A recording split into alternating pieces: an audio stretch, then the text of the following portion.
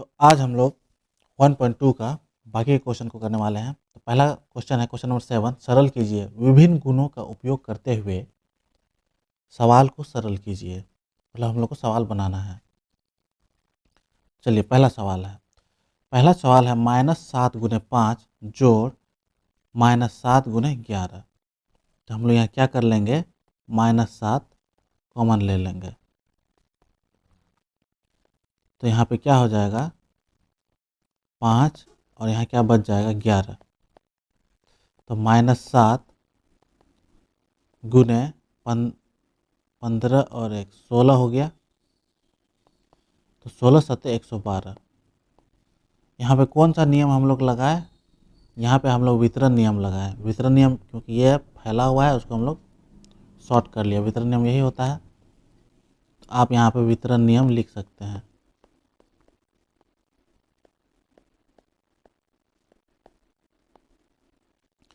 अगला सवाल की तरफ चलते हैं। यहाँ पे दोनों में कॉमन क्या है, दोनों में कोई एक कॉमन ले सकते हैं।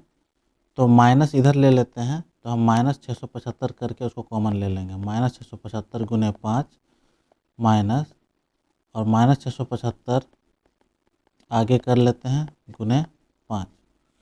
अब यहाँ पर कॉमन ले लेंगे -675। ये कॉमन चला गया। अब यहाँ क्या बचा, यहाँ बचा 5 -5। यहाँ भी वितरण नियम लिख सकते हैं। वितरण नियम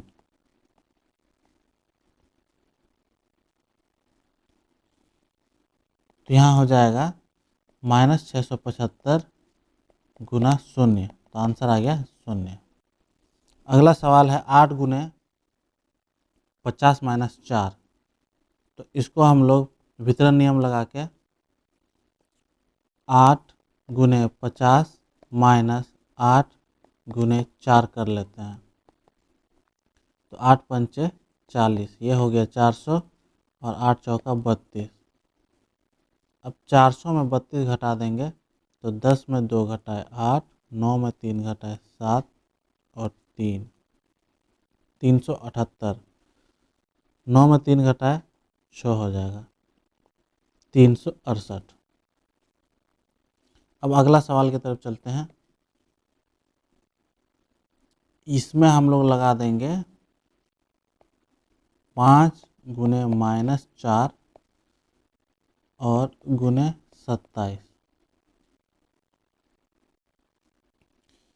5 चौका 20 -20 गुने 27।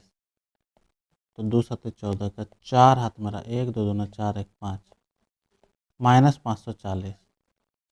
साहचर्य नियम से बना है। इसमें तो कुछ हो नहीं रहा है, बस ए बी को आगे पीछे कर रहे हैं। अगला सवाल है 987 गुने 98। इसको हम लोग लिख सकते हैं 987 गुने 98 को लिख सकते हैं 100 - 2। अब गुना कर देंगे इसको इससे। तो 98700 हो जाएगा और यहाँ 2 से गुना कर दो। 2 7 14 का 4, 2 8 16, 1 17 का 7, 2 9 18, 1 19। अब इसको यहाँ से घटा देंगे। 10 में 4 घटाए 6 और 9 में 7 घटाए 2, 6 है तो यहाँ 16 में 9 घटाए तो 7, यहाँ 7 में 1 घटाए तो 6, फिर आ गया 9। अब ये हो गया आंसर। अब अगला सवाल, यह भी वितरण नियम कर दिया। यहाँ पर इस जगह पे आप लिख सकते हैं वितरण नियम और यहाँ पर लिखते हैं -57 गुने 19। तो माइनस माइनस प्लस कर दिए, दोनों माइनस एक जगह, गुने 19 जोड़। अब यहाँ 57 गुने 1 कर देते हैं वितरण नियम लगाने के लिए। अब 57 कॉमन ले लेंगे तो यहाँ पे बच जाएगा 19 जोड़, या कुछ नहीं है तो 1 बचेगा। तो ये हो जाएगा 57 गुने 20। तो ये हो जाएगा 2 7 14 का 4 हाथ मारा 1, 2 5 10 और 1 11। अब आते हैं अगले सवाल की तरफ। यहाँ भी वितरण नियम आप लिख दीजिएगा। निम्नलिखित सारणी को पूरा करें। तो सारणी पूरा करना है तो गुना करके हमको आंसर यहाँ लिखना है। तो -2 गुने 0, 0 से जो भी गुना होगा सभी 0 हो जाएगा। अब 2 और 1 को गुना करेंगे तो 2 होगा, माइनस तो कट जाएगा। 3 और 1 को गुना करेंगे तो 3 होगा, माइनस कट जाएगा। यहाँ भी 4 होगा और माइनस माइनस कैंसिल हो जाएगा। यहाँ 1 होगा और माइनस माइनस कैंसिल हो जाएगा और 5 होगा यहाँ पे। अब 2 और 2 करेंगे तो ये 4 हो जाएगा, माइनस कैंसिल, 3 दूना 6 और माइनस कैंसिल, 4 और 2 फिर 8 हो जाएगा, माइनस कैंसिल, 1 और माइनस 2 2 हो जाएगा और माइनस कैंसिल हो जाएगा, 5 दूना 10 हो जाएगा और यहाँ माइनस है नहीं तो माइनस साइन लगेगा और यहाँ भी माइनस साइन लगेगा क्योंकि यहाँ पर भी माइनस तो था नहीं। अब आते हैं लास्ट तीसरा सवाल। तो -3 सब गुना करेंगे तो 2 तिया 6, माइनस कट गया, 3 तिया 9, माइनस कट गया, 4 तिया 12, माइनस कैंसिल हो गया और 3 एका 3, माइनस कैंसिल हो गया, 5 तिया 15, माइनस कैंसिल नहीं हुआ है, माइनस लगेगा क्योंकि यहाँ प्लस था। अब फिर 4 से गुना करेंगे तो 2 चौका 8 प्लस माइनस माइनस, 3 चौका 12 प्लस माइनस माइनस, 4 चौका 16 प्लस माइनस माइनस हो गया, 4 एका 4, ये भी -4 हो गया, 5 चौका 20, दोनों प्लस है तो कोई नेगेटिव नहीं होगा। 2 छौक 12, माइनस साइन लग जाएगा। 3 छौक 18 तो यहाँ भी -18 हो गया। 4 छौक 24, यहाँ भी -24 हो गया। 6 एका 6, ये भी -6 हो गया। 5 छौक 30 पॉजिटिव में। अब आते हैं अगले सवाल 9 नंबर की तरफ। निम्नलिखित में से कौन सा सत्य है और कौन सा असत्य है? तो -20 का योज्य प्रतिलोम 20 होगा, सत्य है, यह सही बात है। अगला सवाल, किसी पूर्णांक का योज्य प्रतिलोम प्राप्त करने के लिए उनमें शून्य से गुना करते हैं नहीं। योज्य प्रतिलोम चाहिए यानी कि जोड़ वाला प्रतिलोम, जोड़ वाला प्रतिलोम में -1 से गुना करते हैं तो ये गलत हो गया। अगला है 5 ऋण पूर्णांकों का गुणनफल धन पूर्णांक होता है नहीं। 5 क्या है? 5 हो गया विषम, तो विषम अगर ऋण है तो वह विषम में ऋण पूर्णांक ही आएगा और अगर सम ऋण पूर्णांक रहता तो उसका गुणनफल तब धन आता। तो यहाँ पे तो 5 है, ये विषम है तो ये धन नहीं होगा। अगला सवाल है 4 ऋण पूर्णांकों का गुणनफल धन पूर्णांक होगा। हाँ, 4 क्योंकि सम है तो सम रहेगा ऋण पूर्णांक तो धन पूर्णांक आंसर आएगा, तो ये सत्य है। -4 गुने 1 -4 होता है, ये भी सत्य है। -5 गुने 0 बराबर 0 होता है, ये भी सत्य है। अब चलते हैं अगला सवाल की तरफ। निम्नलिखित में पूर्णांकों के गुणा में सही कथनों के आगे सही का निशान लगाएं तथा गलत कथनों को ठीक करके लिखें। तो सही के आगे सही का निशान लगाना है और गलत को ठीक करके लिखना है। तो यहाँ पे बोलता है -3 गुने 2, -3 गुने 2 तो -6 होता है, तो सही है, तो इसको सही कर देते हैं। अब बोलता है 8 चौका 32, -32 होना चाहिए, तो ये गलत है क्योंकि -4 है, यहाँ +4 है, प्लस माइनस माइनस होता तो यहाँ आंसर हम लोग को लिख देना है -32 होगा इसका आंसर। अब 2 दूना 4, माइनस माइनस प्लस, ये सही है। 4 तिया 12, यहाँ -12 नहीं +12 होना चाहिए, तो यहाँ हम लोग लिख देते हैं +12 और ये गलत है। अब आते हैं अगला प्रश्न की तरफ। प्रश्न नंबर 11 यहाँ पे बोलता है किसी हिमकरण यानी कि ठंडा प्रक्रिया में कमरे का तापमान 40 डिग्री, यहाँ पे डिग्री होगा, टाइप करने नहीं बना, 40 डिग्री से 5 डिग्री प्रति घंटे की दर से कम करने की आवश्यकता है। तो 40 डिग्री से 5 डिग्री कम करने की आवश्यकता है। उस प्रक्रिया के शुरू होने के 10 घंटे बाद कमरे का तापमान कितना होगा? तो बोलता है 40 डिग्री से घटेगा 5 डिग्री प्रति घंटे की दर से, दर है 5 डिग्री का और 40 डिग्री से घटना शुरू होगा, तो 10 घंटे बाद तापमान क्या होगा? तो हम लोग इसको ऐसे लिखेंगे, चूँकि तापमान घटने की दर बराबर 5 डिग्री प्रति घंटा,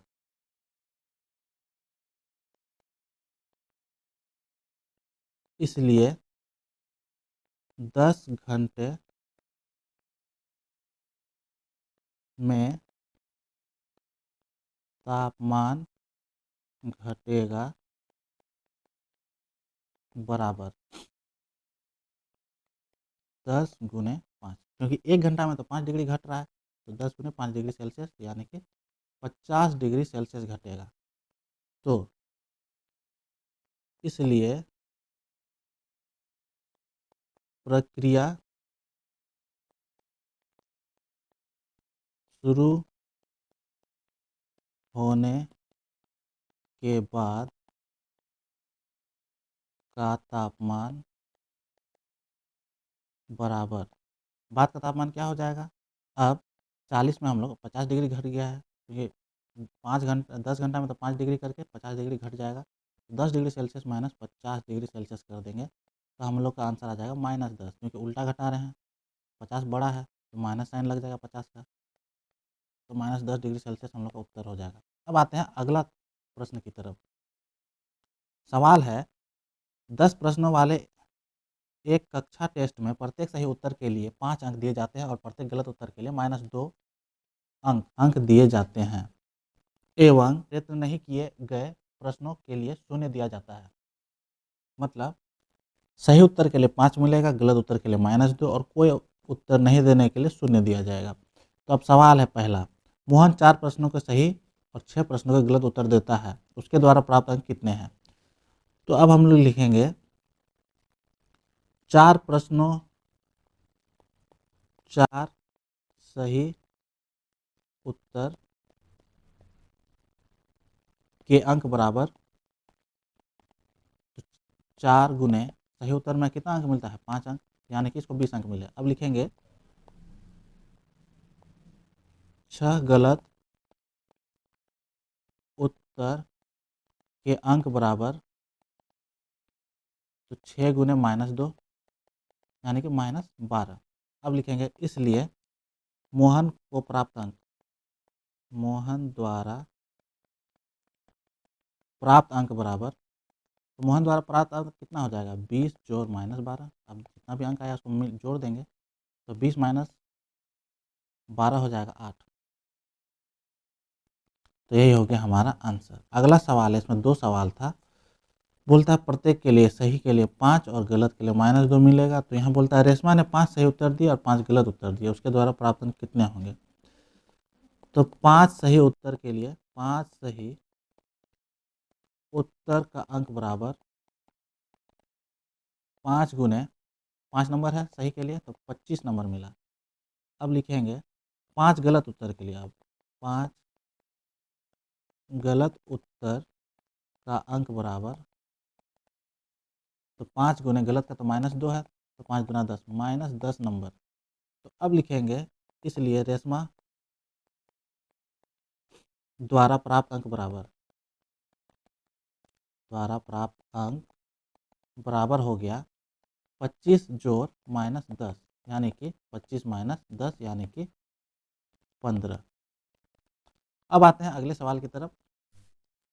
प्रत्येक सही उत्तर के लिए 5 अंक और प्रत्येक गलत उत्तर के लिए -2 अंक। तो सवाल है, हिना ने कुल 7 प्रश्न हल किए हैं, उनमें से 2 के उत्तर सही हैं और 5 के उत्तर गलत हैं, तो उसके द्वारा प्राप्त अंक कितने हैं?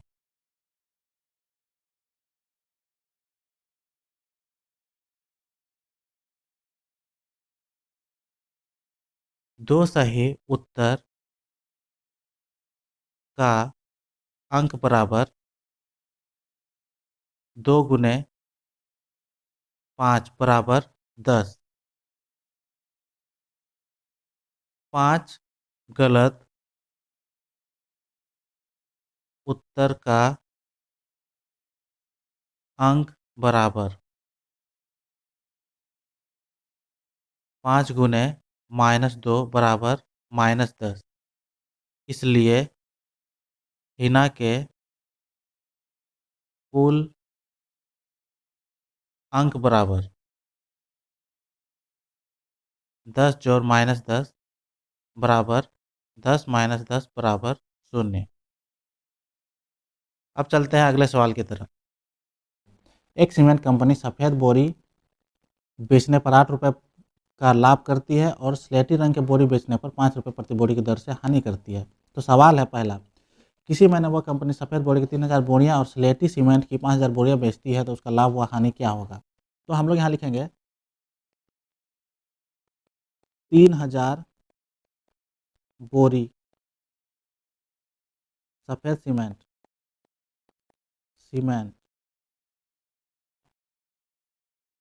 सफ़ेद सीमेंट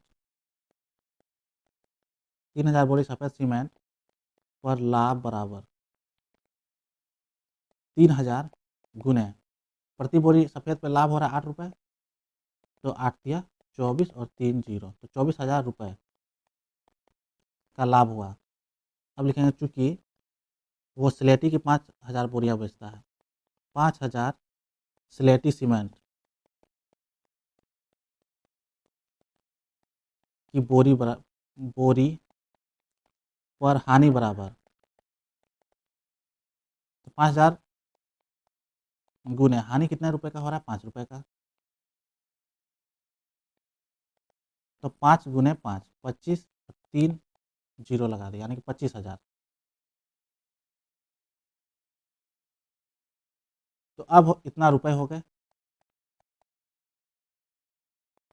तो हानि ज़्यादा है लाभ कम है, तो हम यहाँ लिखेंगे इसलिए कुल हानि बराबर, हानि होगा 24,000 माइनस 25,000, यानी कि -1,000 रुपये। अब किसको किससे घटाएंगे, कैसे पता करेंगे, जो लाभ होगा उसी से घटाएंगे, हानि से कोई नहीं घटाता है। जो पैसा मुनाफा हुआ उसमें हम लोग जो खर्चा लगा उसको घटा देंगे, तो खर्चा हानि हुआ तो खर्चे हुआ, तो 25,000 खर्चा हो गया। अब चलते हैं अगले सवाल की तरफ। इसमें वही है, सफ़ेद सीमेंट बेचने पर 8 रुपया और स्लेटी सीमेंट बेचने पर 5 रुपये का हानि होता है। तो बोलता है यदि बेची गई सीमेंट की बोरियां की संख्या 6400 है, सफ़ेद सीमेंट को 6400 बेचता है, तो कंपनी को कितनी स्लेटी सीमेंट बोरियां बेचनी चाहिए ताकि उसको ना लाभ हो ना हानि। तो हम क्या करेंगे, लिखेंगे सफ़ेद सीमेंट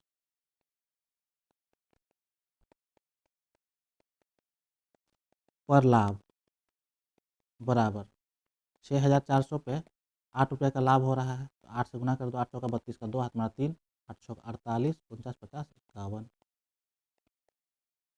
तो यहाँ पर हो रहा है 21, 22, 11, 1000, 10,000, 51,200 रुपये।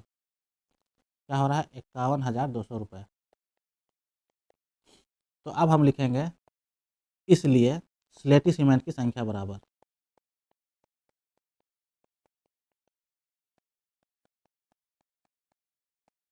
अब स्लेटी सीमेंट की संख्या किससे निकालेंगे, तो ये 51,200 को हम भाग दे देंगे इसका रेट से। इसका रेट कितना है, एक बोरी पे 5 रुपये का घाटा लगता है, तो 5 से आप भाग देंगे, 5 एका 5, 5 दूना 10, 2 उतरिया 5 चौका 20, यानी कि 10,240 बोरी।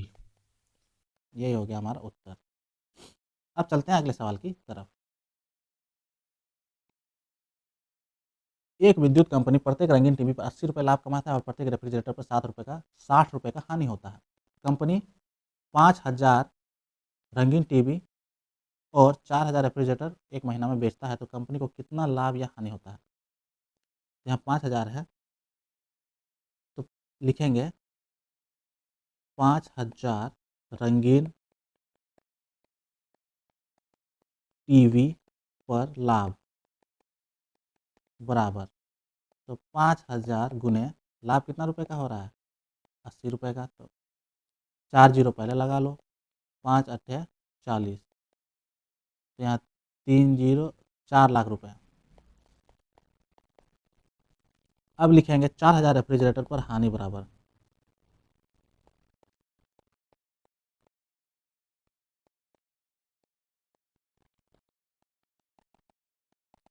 अब 4,000 रेफ्रिजरेटर पर हानि होगा, 4,000 गुने 60 रुपये का हानि हो रहा है, यहाँ भी 4 जीरो पहले लगा लो, 4 छक 24, तो यहाँ पे कितना हो गया, 21 दाएँ सैकड़ा, 1000 10,000 लाख, 2,40,000 रुपये। तो हमें पता चल रहा है 4 लाख है, यहाँ 2,40,000 है, तो हाँ लाभ हो रहा है, इसलिए कुल लाभ बराबर 4 लाख में घटा देंगे।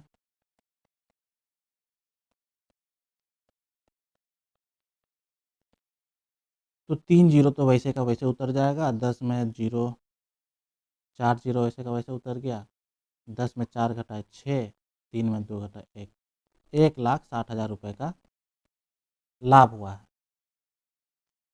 अब अगले सवाल की तरफ। कंपनी द्वारा 4,000 रेफ्रिजरेटर बेची गई और कंपनी कितना रंगीन टीवी बेचे कि उसे न लाभ हो न हानि। तो हम पहले लिखेंगे 4,000 रेफ्रिजरेटर पर हानि बराबर, क्योंकि 4,000 रेफ्रिजरेटर पर तो हानि हो रहा है, तो 4,000 गुने हानि हो रहा है 60 रुपये का, तो 4 चौक 24, 1 2 3 और 1 4 जीरो, यानी कि 2,40,000 रुपये। तो इसलिए लिखेंगे रंगीन टीवी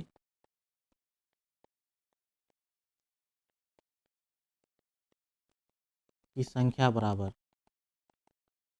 रंगीन टीवी की अब संख्या क्या हो जाएगा, इस रुपए को हम लोग भाग देंगे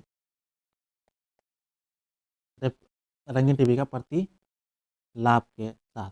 80 रुपये पे लाभ हो रहा है, तो 80 से हम भाग देंगे, एक शून्य काट देंगे, 8 तिया 24 और 3 शून्य ऊपर, यानी कि 3,000 टीवी। चैप्टर तो खत्म हो गया। अब हम अगले दिन अगले चैप्टर को कंप्लीट करेंगे। वीडियो अच्छी लगती तो लाइक करें, कमेंट करें और शेयर करें। तब तक के लिए बाय बाय।